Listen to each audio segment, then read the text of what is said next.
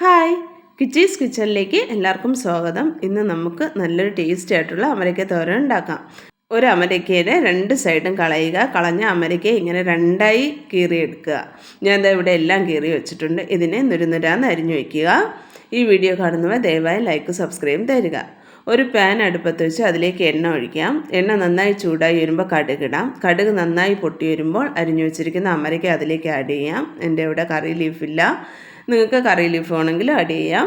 ഇത് അമരയ്ക്ക ഞാൻ അതിലേക്കിട്ട് നന്നായി ഒന്ന് വഴറ്റിയതിന് ശേഷം ഇതിലേക്ക് ആവശ്യത്തിന് ഉപ്പിടാം. ഉപ്പ് ഇട്ട് ഈ അമരയ്ക്ക വേവുന്നതിന് ആവശ്യമായ അര ഗ്ലാസ് വെള്ളവും കൂടെ ചേർക്കുന്നുണ്ട്. വെള്ളവും ചേർത്ത് ജസ്റ്റ് ഒന്ന് പൊത്തി അടച്ചു വെച്ച് ഞാൻ വേവിക്കുകയാണ്.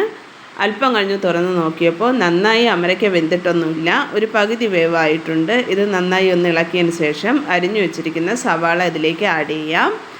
സവാള ആഡ് ചെയ്ത് ജസ്റ്റ് ഒന്ന് പൊത്തി വെച്ചതിന് ശേഷം അടച്ചു വെച്ച് അതവിടെ കിടന്ന് വേവട്ടെ. ഇനി നമുക്ക് കൂട്ട് തയ്യാറാക്കാം. ഒരു ജാറെടുത്ത് ഒരു ബൗൾ തേങ്ങ, എടുത്തു വെച്ചിരിക്കുന്ന പച്ചമുളക്, 1/4 ടീസ്പൂൺ മഞ്ഞൾപ്പൊടി, 1/4 ടീസ്പൂൺ ജീരകം, പിന്നെ ഞാൻ ഇവിടെ ഒരു വലിയ അല്ലി വെളുത്തുള്ളി എടുക്കുന്നുണ്ട്. ഇത് വലിയ അല്ലി ആയതുകൊണ്ടാണ് ഞാൻ എടുക്കുന്നത്. നിങ്ങൾ 1 2 ഒക്കെ എടുക്കാം. ഇത് തോരന് തല്ലിക്കൊണ്ടുവരാം. ഇവിടെ ഞാൻ അടപ്പ് തുറന്ന് നോക്കി. അപ്പോൾ സവാളയും അമരയ്ക്കയെല്ലാം നല്ലതുപോലെ വെന്തിട്ടുണ്ട്. അത് നന്നായി ഒന്ന് ഇളക്കിയതിന് ശേഷം ഞാൻ ഇതിലേക്ക് കൂട്ട് ആഡ് ചെയ്യുകയാണ്. കൂട്ടും ആഡ് ചെയ്ത് നന്നായി ഒന്ന് പൊത്തി, കൂട്ടും മലക്കറിയായിട്ട് പൊത്തി അടച്ചു വെച്ച് പിന്നെയും വേവിക്കാം. ഗ്യാസ് സിമ്മിലോട്ടാക്കുക, കാരണം ഇതിൽ അമരയ്ക്കയിൽ ഒട്ടും വെള്ളം തന്നെ ഇല്ല. ഇവിടെ അല്പം കഴിഞ്ഞ് തുറന്ന് നോക്കിയപ്പോൾ ആ കൂട്ട് നല്ലതുപോലെ വെന്തിട്ടുണ്ട്.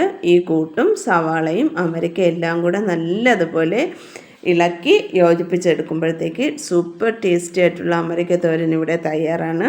അമരയ്ക്ക നിങ്ങൾ എപ്പോൾ തോരൻ വയ്ക്കുകയാണെങ്കിലും ഇതുപോലെ ചെറുതായിട്ട് അരിഞ്ഞ് തന്നെ വെക്കണം. വെച്ചാൽ അതിൻ്റേതായ ടേസ്റ്റ് അതിൽ കിട്ടും. ഈ വീഡിയോ കാണുന്നവർ ലൈക്ക് സബ്സ്ക്രൈബ് ചെയ്ത് കാണുമെന്ന് വിശ്വസിക്കുന്നു. എന്നെ ഇതുവരെയും സപ്പോർട്ട് ചെയ്ത എല്ലാവർക്കും നന്ദി. ഇനിയും ഈ സപ്പോർട്ട് മുന്നോട്ടുണ്ടാവുമെന്ന പ്രതീക്ഷയോടെ വീഡിയോ നിർത്തുന്നു. Thank you.